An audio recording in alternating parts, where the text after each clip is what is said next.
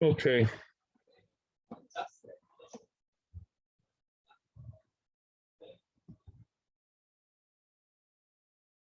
Let's recap on what we did last week. We said like that. Our Mishnah in Daf Lamed Daled Amud Beis compared and then distinguished between a person and a bull. Both set someone's field on fire, right? And it said, there were a few cases which the Gemara compared between a human being and a show doing the same thing. Sometimes the human being is more liable than the animal, and sometimes the other way around. The Gemara focuses on one case, and I'm actually reading now in Daf Lamed Daled based in the Mishnah. The Mishnah there says, Shiur shogeg is the end of the Mishnah. Go back to the Mishnah Daf Lamed Daled base. I don't know how many page you have to turn. Says the Mishnah, Shiur shogeg is chayiv. A show that lit someone's haystack on Shabbos, the shor is chayiv. The master is chayiv. For the shor, it doesn't make a difference whether it's Saturday, Sunday, Monday, Tuesday. For the shor, it's all the same. The shor is not chayiv skila for Mechalel Shabbos. By shor, there's no kimle b'darabamine. So if my shor lit your fire, which could be shinu, it's roiros, there are different questions why is chayiv, but lemaisa something you're chayiv, probably half an ezek, because it's a crazy thing for shor to do. You know, animals are usually scared of fire.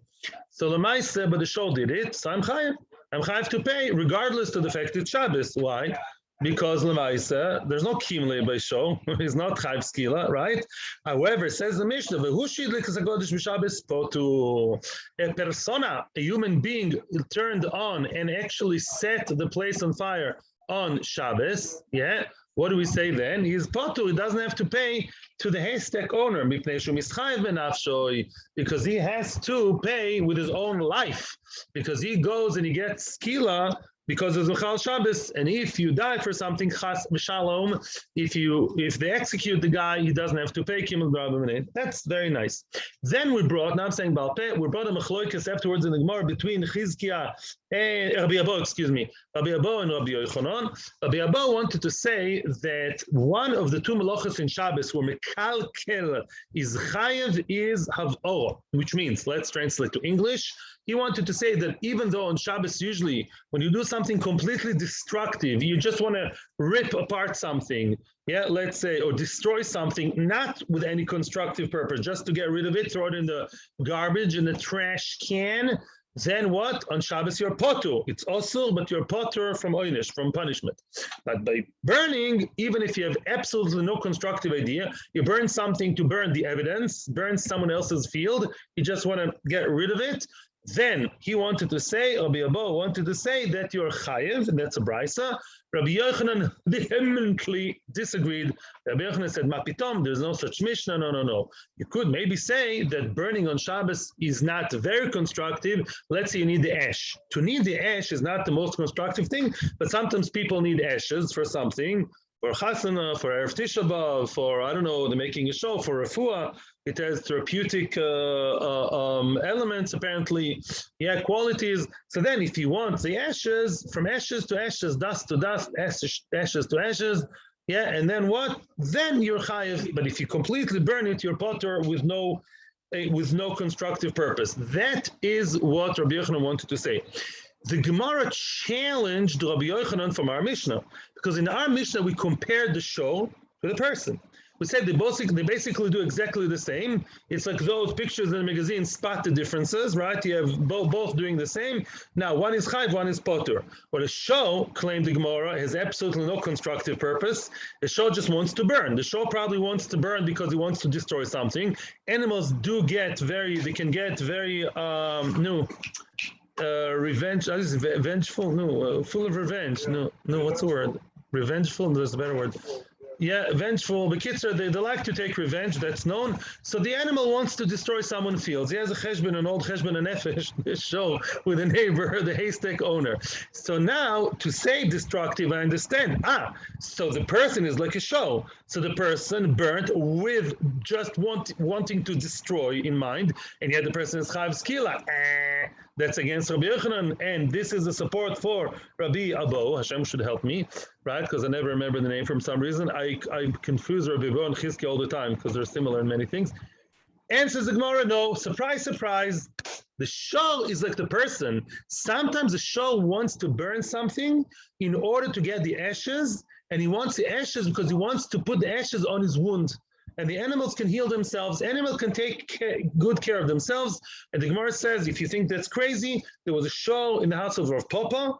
In the house of Rav Papa was a beer maker, was made shecher at a brewery, and there was a shor who made the whole thing. He opened the faucet and he drank the shecher, he drank an alcoholic shor because he wanted to heal his teeth or his gums.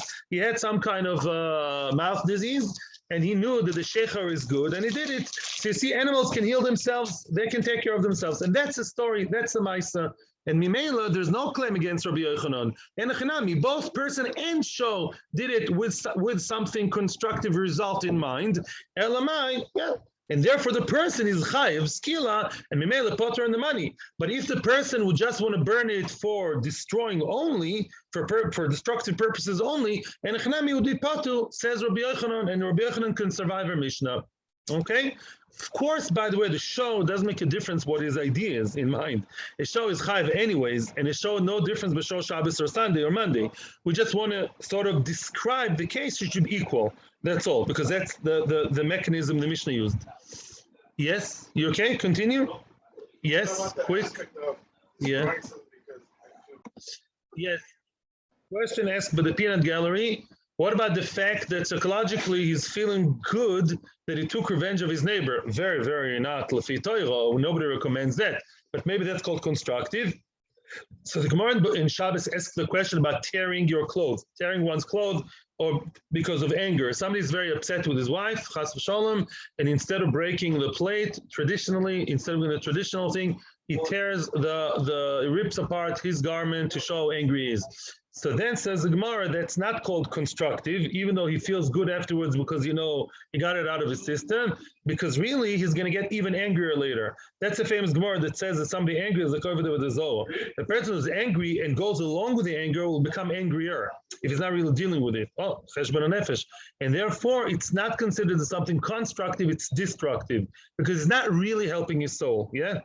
Physically, there's nothing here that's good. He's throwing it to the garbage, the torn jacket. Elamai, he feels good. That feeling good is very temporary. It's like the tzahara grows more and more the more you feed it.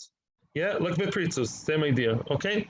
Okay? That's what the Gemara says. Daf Kufay Amud Beis in Shabbos. Why can't we say that instead of channeling the anger against the wife, channel it? Okay. Amru Rabbanon Kameda of Pope. That's where we are now. Rabbanon told Rav Papa. Rabbanon asked the question in front of Rav Papa. Can you say that our Mishnah says that the show behaves like the person? Line starts with the word didei. Yeah, didei, that's about 10 or so lines from the top. Didei, line starts with the word didei. Can you say that the show is like the person in our Mishnah? How could that be? Vaktani, it says in Mishnah, show should be eshpotu, vu should be chayiv, right? In other words, it says about putting someone to shame, embarrassing someone. If the show embarrassed someone is potu, but if he embarrassed someone is chayiv. And we said all 4 tashlumim besides the basic nezek, an animal you're not chayiv for. Yeah, it says ish v'lo behema about hitting someone and paying the extras. So now, how could that be? Show yudum didei niskaven levayish. How could you mashkachas? How can you find a case in which a shor has kavana to put someone to shame? Apparently, even though animals can be extremely intelligent in order to get their own needs, yeah, they need that medication, or they want to see something physical burning in front of their eyes. They're pyromaniacs, so they like to take revenge. But to put someone to shame is something beyond the ken of the animal, apparently. For the animal to tear someone's clothes with its horns, and everybody else stands and laughs, that the animal doesn't grasp that. They don't have the psychological concept of putting someone to shame.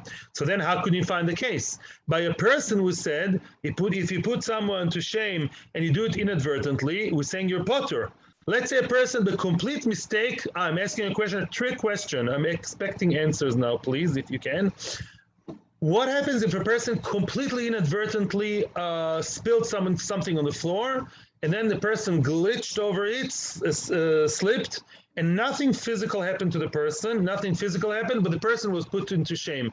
Everybody laughed at him like crazy. It was such a funny joke, and he was embarrassed to no extent. Am I chayiv or not if I spill the thing? Why not? You're right. It's a bore. No, that's not the reason. Good answer, but not for the right reason. Let's say I pushed someone with a complete mistake with my own elbow. Complete mistake. I had no idea it was there. No way I could have known. And nothing physical happened, but only there was pain for a few minutes and also shame. Am I chayiv or not? Yes? No, because you have to start with nezek. Very good. No, not because you start with that. Adam muad la'olam is only by nezek. We only say an Adam is chayiv of everything for the actual nezek for causing him to be worth less, devaluating the person. But all other four, if I have no kavanah, I'm not chayiv on. Very good. Okay, so if so, now it's very difficult. You want to compare the shore to the person and say that this is a super smart shore. No, you can't say by a person there has to be kavanah to be mazik. Okay, and then he's chayiv, yeah. Otherwise, if you have no kavanah to be mazik, he's not chayiv on the boshes, on the embarrassment.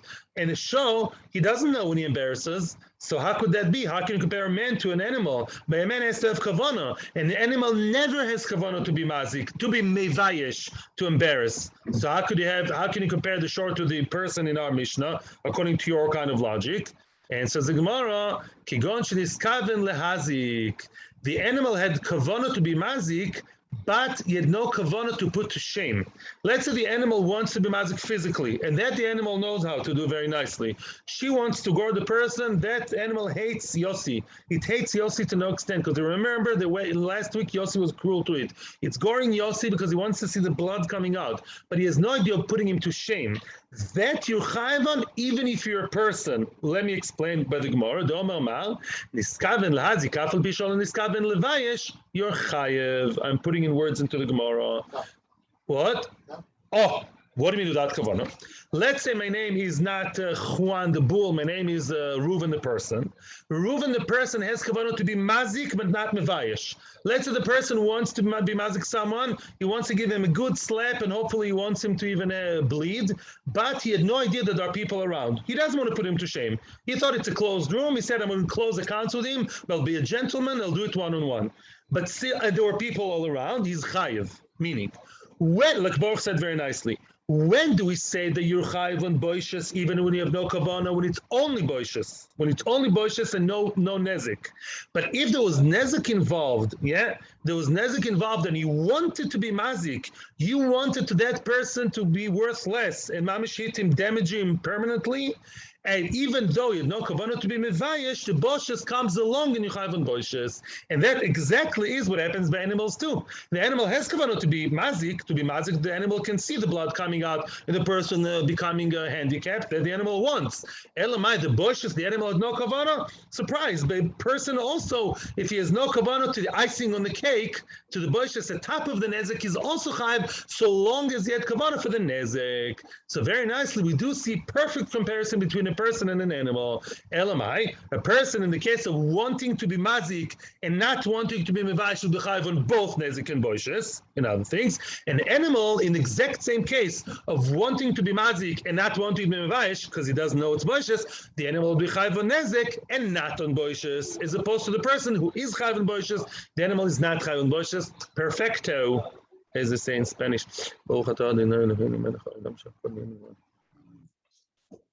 Everybody happy? Continue. An animal by its name means that it hasn't got a brain, and a human being has a brain. Weiter. Rava has a whole different take on the issue. Rava Omar, and a different answer how to defend Rabbi Yochanan. Rava Omar mesnisin b'shogeg. Our Mishnah, you know why our Mishnah compares an animal to a human being? Because they're compared in the sense that the person in our Mishnah, he burnt someone's field b'shogeg. Just like an animal is always shogeg, meaning by animals there's no shogeg or mazid, right? There are no different levels. Let's remember, we're talking here on Saturday, which for Jews is a very holy day. The Sabbath. Oh, yeah, I know you've heard about it. Yeah, it's Shabbos. For the animal, there's no difference between Shabbos and Sunday regarding its chiyuvim. It doesn't have to keep Shabbos, right? I mean, it doesn't have to carry burdens. The animal is not chayv skila for desecrating Shabbos. So for an animal, shogeg and mezid are the same. No difference whether he knows it's Shabbos or doesn't know it's Shabbos and it doesn't know. A person, there's a big difference whether the person knows that today is Shabbos and he's mechal Shabbos b'mezid, or he's acting b'mezid without knowing that today is Shabbos. What happens if I go into my neighbor's field and I know I want to burn that field not today, but I don't know it's Shabbos. I forgot that it's Shabbos today. What am I chayiv? 10 points to borrow. Chatos, korban chatos. That's classical case of what? Mezid, shogeg, oines. What is it called? What is it called?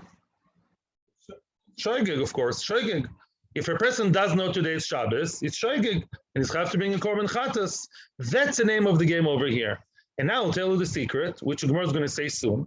What the Gemara here wants to say is that even though the person is shogeg and he's not going to go to the gallows, he's not going to get skila because it's shogeg, you still apply kimla b'derabba minei. Wow. Although it's not such a chiddush, we've seen it a few times before. But the ma'aseh kimla b'derabba minei means that he pays the korban, he has to give the korban to the Beis Hamikdash, but he doesn't have to pay to the one damaged. We still apply kimla b'derabba minei, even if in this particular case he's not dying, he's not going to die. Why? Because we lump the entire thing together, as we're going to see now. We're going to see the reason now. And that's the only comparison between the human being and animal over here. Let's see.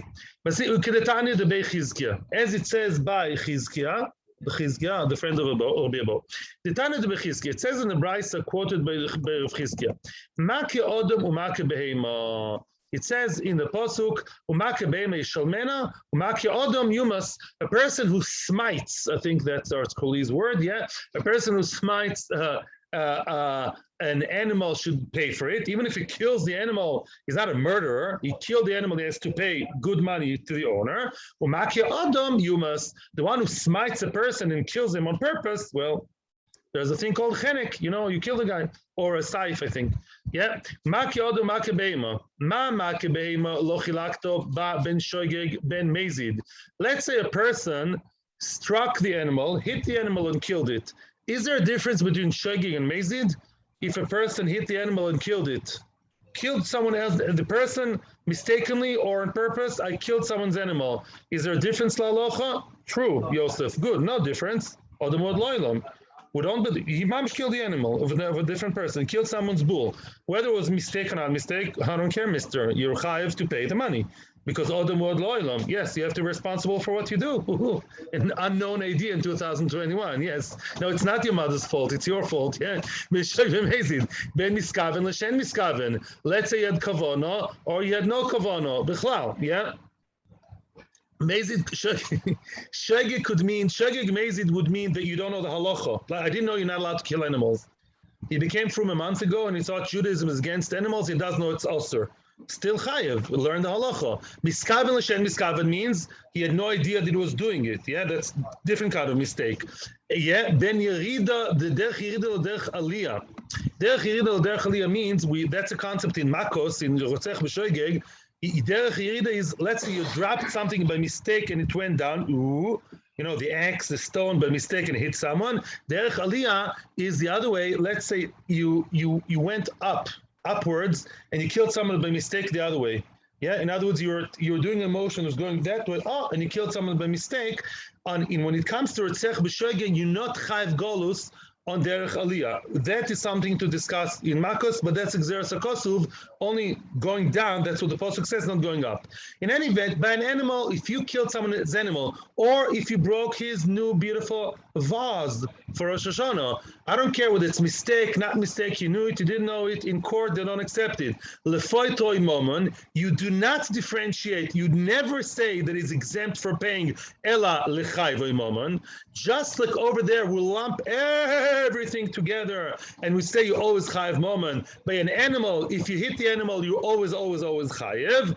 Af make odom, the other part of the pasuk, the second part of the pasuk that's juxtaposed to it, make odom, if you hit a person and killed him, or her, lo tachlok bo ben shogeg lemezid. There's no difference between shogeg and mezid.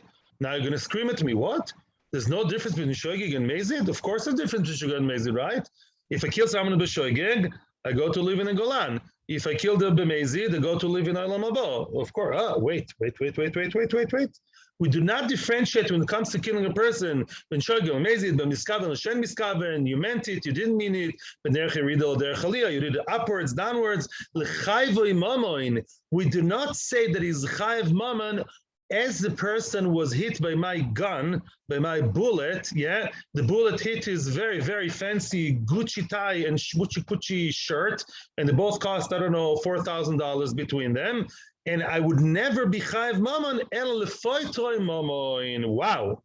Even if I'm rotzech b'shogeg, or even if I do derech aliyah where I don't even get ear miklat, if I killed someone, because killing conceptually is something that would make me go to Khalila, get to the execution, it's Chayiv Misa. Even if in this particular case, I'm not going to die because I did it by mistake, still I'm potter in the mamoin. Wow. So I'm potter in the Gucci shirt and the Shmuchi Kuchi, Versace, whatever tie, even though I killed, it happened at the time of death, even though I'm not going to die because of killing him, but because that kind of Maisa will lump everything together in one go, and we say Kim Rabim, and it applies even if I kill b'shogeg. And that is what our Mishnah is telling us, which is again very good with Rabbi Yochanan. Could be Enochinami over here. Again, let's not lose track. Well, how did we come to all this bichlal? Because Rabbi Yochanan, what did he say? You only chayiv misa on Shabbos if you have constructive idea in mind. You burnt in order to get the ashes. But if you burnt in order to burn only, and you're happy with just him not having his haystack, then I'm potter, right? I'm potter always. It's not even mechayiv anything. Says Rabbi Yochanan, interpreting the Mishnah, a person is chayiv on Shabbos if he is bemezid and he's doing something constructive. He wants to see the ashes because he needs them for therapeutic reasons, or his son is getting married and he wants to put ashes on his head.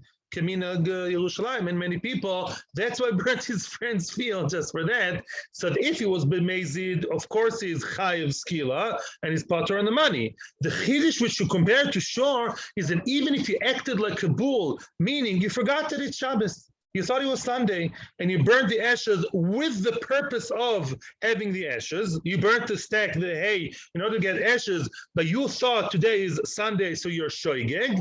Even though you're shogeg, and you get away with what? Just bringing a shepsel to Beis HaMikdash worth, I don't know, 1,000 shekels, you still don't pay for the haystack. Why? Kimel B'Rabbanan is across the board. Both shogeg, mezid, oines, whatever else you want. Let's just continue 2 more lines, and then hear questions. How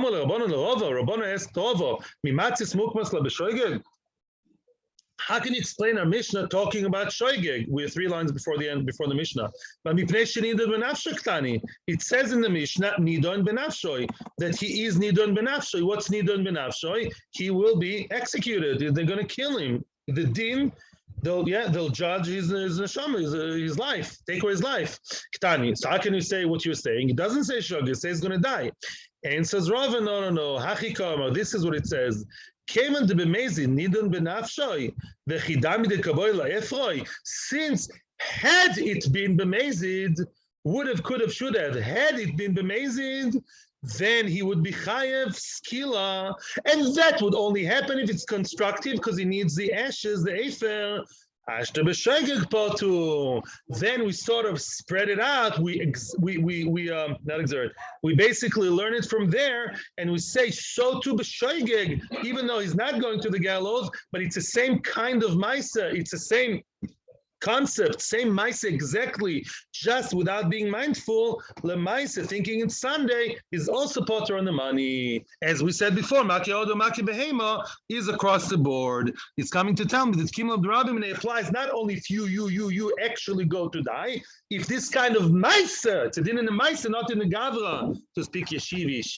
If this kind of ma'isa would actually conceptually take you to the skill house, had you been mazid, Mimela too, even though it's shogeg, and you're not going to the skila Baruch Hashem, you're only going to the holy temple with the shepsel towing behind, you still potter on the money. And that is a chiddush, yes. And that's what the Mishnah is telling me, and that's what the Mishnah compared it to a shor, because a shor, last time I checked, has no halachic concept of Shabbos or Zman, or knowing in Shabbos, knowing in Sunday. Yeah, the shor is a tinuk shenishma. I'm joking. That's the end. That's what we're holding in the Mishnah, and I'm very happy to your questions and comments. Yes. Let's just stress again that according to Rabbi Yochanan, and that's how we pass on halacha, if you burn something on Shabbos, don't try it at home because it's also midorabanan. But midoraisa, if you burn something just in order to destroy, or you tear something, a piece of paper, and your whole idea is you tear in order to throw to the trash can. You know what trash can is? It's a bin. So then, you do all that on Shabbos midoraisa, you're potter. And then if you took someone else's paper, which is nice and expensive, and you threw it in the garbage, you tore it apart, you ripped it apart, threw it in the garbage, are you chayiv to pay him money? Yes, because it's destructive completely. This is like not Chilul Shabbos. Forget about shogeg mezid. It never got into the club of Chilul Shabbos b'chlal. Mimel, if it's not Chilul Shabbos, nobody will do anything to you. Of course, you have to pay. You pay, and Mimel, if you burnt or torn or anything tore, you are potter on Shabbos, Mimel you chayiv on the money. I'm just stressing that. And thank you, Jeffrey, for asking me to record it. It's a very good idea. Okay, good. Beseder, weiter. Okay, next Mishnah. Baruch Hashem, says the Heilige Mishnah, Lamed Hey, Amud Aleph, in the bottom of the page. This is all about our good old friend, from Kita Dalet till today, follows me, Mr. Hamotzi.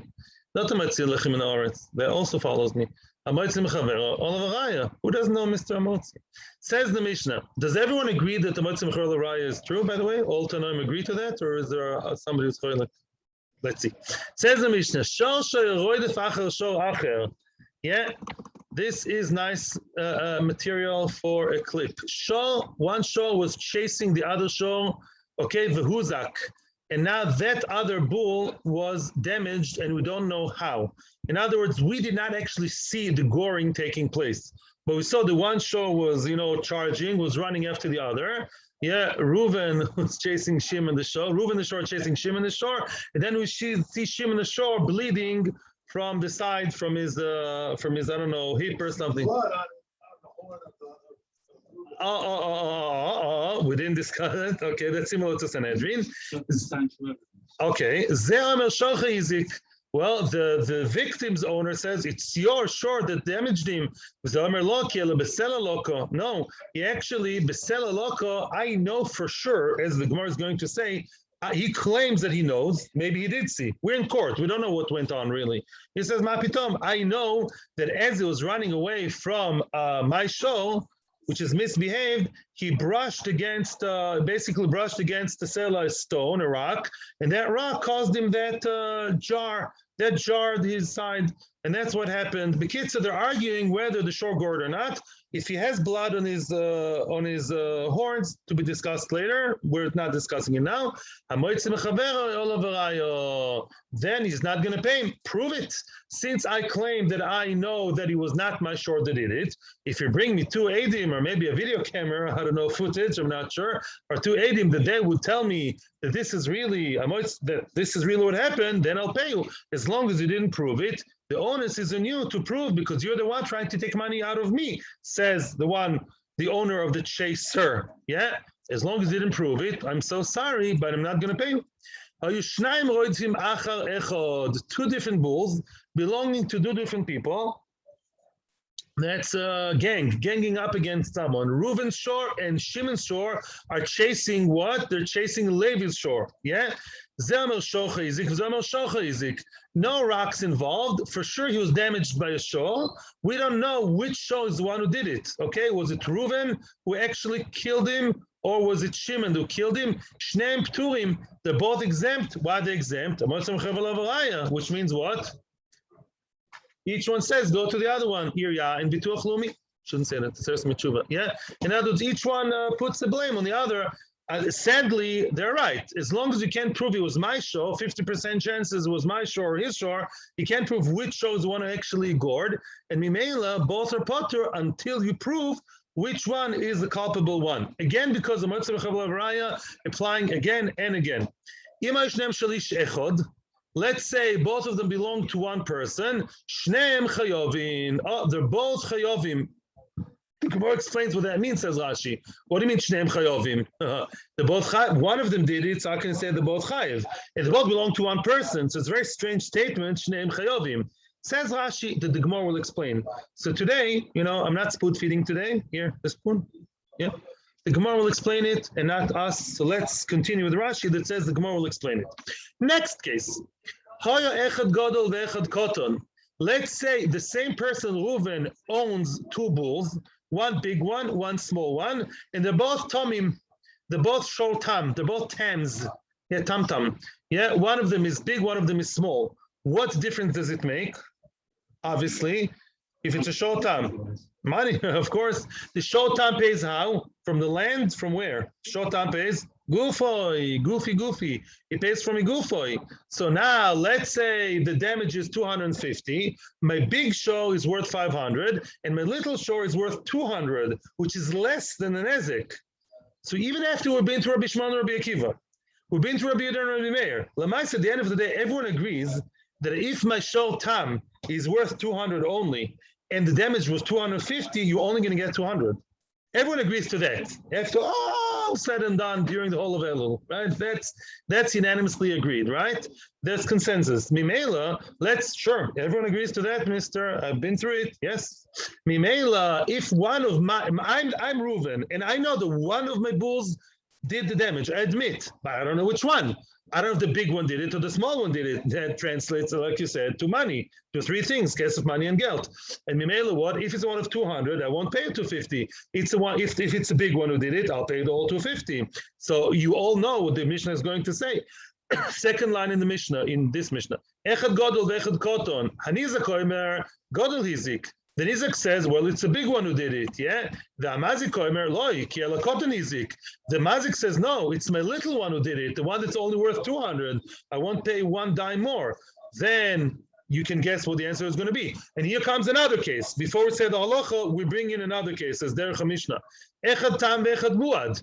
Yeah, let's say two of my bulls were chasing after yours. One of my bulls is a tam, the other one is a muad. Of course, it makes a huge difference, obviously, right? A tam, you have all these crazy things. Megufa, shutaf, a muad is very simple. My muad, you get money much quicker, a full payment.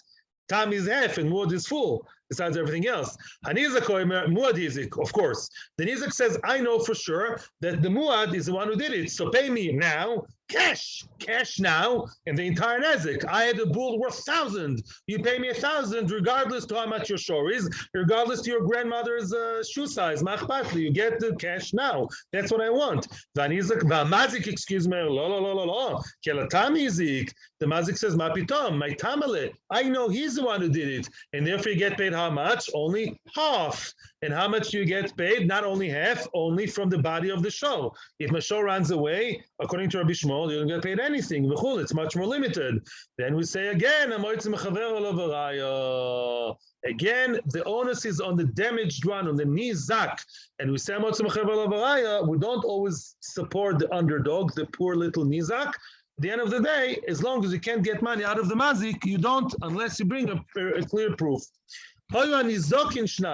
Here comes another case. Now the variety of cases, now they have to do with different nizokin. Different shvorim were on the damaged side, were damaged. There were two bulls belonging to Shimon, and both of them were damaged. Echad godol ve'echad koton. One of them was big, expensive. One of them was small and cheaper than nizokin. The mazikin shnaim. There were two mazikim also, 2 against 2. That's a fair game. 2 against 2. Chelsea against Newcastle. Yeah, that's what you guys would say. Yeah, so you say 2 against 2. Big one and small one against big one and small one. Echad godol ve'echad koton. Yeah, Hanizak omer godol hizik as a godol. The Nizak says the big one hit the big one. That's what he wants, right? He wants to get the entire big one paid, and he says, your big one hit my big one. That's a fair game. I'll get all the money. That's what the nizak wants, right? The cotton is a cotton, and your small one hit my small one. That's good. So I'll get 1,000 shekels for my big one, because that's what the mazik is worth, or regard, yeah. And the small one, I will get paid, the 250 of the small one, get paid from your small one, which is 250. Let's say the worth more or less the same. That'll be nice. I'll get paid everything. The mazik says no. Like a cotton is a godol. The godol is a cotton. The mazik says no. My small one hit the big one, and the big one the small one. That's what he wants to say, right? The cotton, the small one hit the big one. So you're not going to get 1,000. You only get how much my cotton is worth, which is 250, right? And your little one will be paid from my big one. Obviously, they're all tam. Obviously, you get that. That needless to say. Paid me gufoy. So mimela, I'm not paying everything, right? Your big one, I won't pay the entire nezek, because my little cheap one, worth 250, hit your 1,000 one. So you won't get paid everything. And the small one, which is worth 250, part of my big one will go to him and not the whole thing.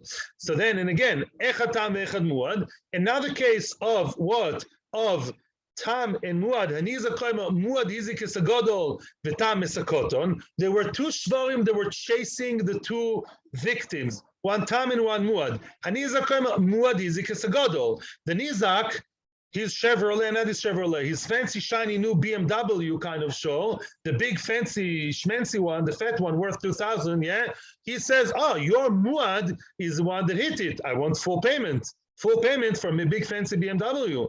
The tam is a cotton, tam cotton. He wants to say that the tam hit the cotton, which means what? The cotton, my Fiat, my little old Fiat, that was hit by the tam. Oh, half betzora, half nezik is good for me. Again, I'm making like it's a joke, but each one claims that that's what they really saw. This is bori, as the Gemara is going to say soon. Each one claims that's what I saw with my own eyes, and they're both decent, nice, good people. They claim not to have interest. They say that's what they really saw happening, but there are no edim. There are no objective edim standing on the side, so we don't know who's right. The mazik, of course, has a different story to tell us. Loi ki, not but, el tam is a godol. The tam hit the godol. Your fancy BMW, new shiny show of godol was hit by my tam. That's half an ezek plus other limitations. Umud is a cotton. Yeah, your little the little Fiat car from 10 years ago. Yeah, that was hit by my muad. I'll pay you full nezek of the little junky one. So in all different combinations, we have Haráya. You can claim, why does the Mishnah go into such great length? It's a very good question. If that's your question, please don't ask it, because it will be dealt with. Why does the Mishnah have so many cases to tell us? Because basically it's the same concept through and through and through, in all different combinations and all different sides. We say, we're a little bit North Korea, but time for a quick question, and then we enter this unfriendly country. Much time. This whole Mishnah that tells me again and again, Chalukim, Olav Chavero, Val Sumchus. Sumchus is friends, the other Tanoim. Sumchus was a Tana.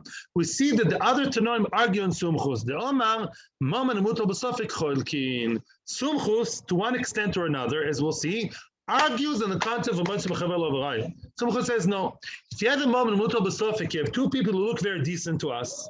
And one of them says, I know that so-and-so happened. And the other one says, I know so-and-so happened. Since logically speaking, I don't know who's right, who's wrong. We don't say let the money lie wherever it is and let sleeping dogs lie and leave things as they are. Says Sumchus, no, they should split the money. The question is, when did he say it? But conceptually, this is what Sumchus believes, and Sumchus actually disagrees with the Motzim Chaver Avarayah. And we see in our Mishnah, do you see that the regular mainstream Tanoim argue with Sumchus, as we see again and again, Motzim Chaver Avarayah. Amalei, we'll see more as we go along. We'll also go more into the logic of each one. But let's just first read the words as much as we can, as much as we have time.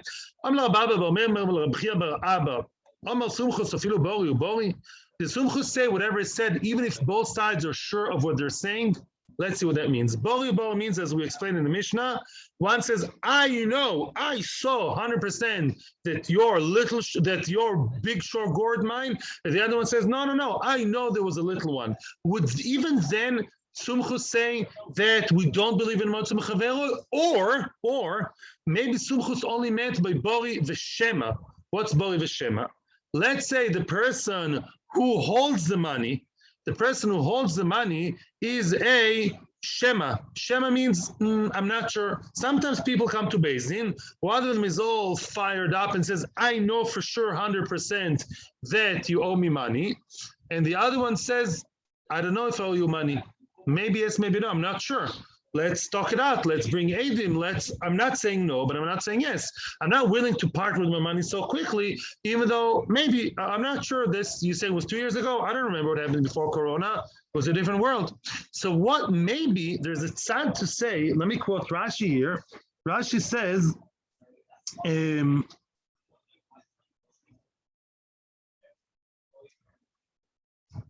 yeah. In other words, what would be, Rashi doesn't talk about that, what would be if one person says bori, let's restart. When do we say that Sumchu says that they split and he doesn't believe in leaving the money where it is? Maybe it's only true when the person wants to take out the money is a shema. Let's say the person who holds the money says, I know I don't owe you anything, you liar. And the other one says, I think you owe me money. I'm looking through my Gemach papers. I'm not sure if I found the paper. I'm looking at the computer. It's an old program. I think you owe me money. Then I could hear Sumchu saying very well that what? We don't believe in, well, in that case, I would say, I think you owe me money. That's very weak, right? And maybe then I would say, you try to get out money with a shema, you don't get out the money. Then מחברו הראיה, לכול עלמא. Maybe then Sumchus would agree. You're trying to pull the money out of his pocket with a very weak string, with a very weak machine. You're a shema. Then maybe Sumchus would say, maybe then Sumchus would agree. Maybe then he would agree. What would you say? Maybe. Or do we say no? Or maybe that these are the different varieties that we have here. What about bori or bori? What would Sumchu say when both are bori? Both of them know for sure that I say I owe you money, and he says, no, you don't owe me money. They're both as strong. Maybe then Sumchus would say that the money should, yes, stay by him also. Maybe. I don't know. Maybe yes, maybe no. So now we say, Omar le'in, yes. Omar Sumchus afilu bori bori. Even though both sides are sure of what they're saying, including the one holding the money, is sure that the money is held by him in justice, 100%, gritting his teeth. Still, Sumchu says, we don't keep the money by him. Why? Because we, looking from the side, Dayanim, we don't know who's right. Umimai, how do you know that Sumchus even in that case argued? And we're going to finish now. The Masnisin bebori boriu. Our Mishnah is a bori bori case. The Ktani ze oimer shocha hizik. One of them says, I know your big bull hit mine. Ze omer loiki. No. The other one says, no, but I know that it wasn't your bull. The Mazik says it wasn't my bull, it was just a stone that he brushed against. So right now we're holding that Sumchus and Chachomim are at odds with each other. Sumchus always says that we don't say מחברו הראיה. Yeah, whatever the case is, even if both sides are sure of what they're saying, including the Machzik, the one holding the money, knows by his version, is very strongly saying that he doesn't know anything. Still Sumchus would take half the amount out of his hands and would say split it into half. Because we said that our Mishnah that says Moitzi Mechavero argues on Sumchus. Mashma Sumchus himself would say that you always split the pot, regardless to the level of certainty of the two sides, because he says we don't go by just what's happening, by luck, by circumstances. We go by own havono. Both sides look equally reliable or not unreliable. Both are the same. None of them have Eidim. Let's split the two. That's Begadol, what we're saying. We'll definitely go more into depth into that. Be'ezras Hashem, tomorrow is Monday. We're going to have a shiur on Tuesday, Hashem, not on Wednesday. And then we'll see what happens. Thank you very much. Gmar Chasima Toivo.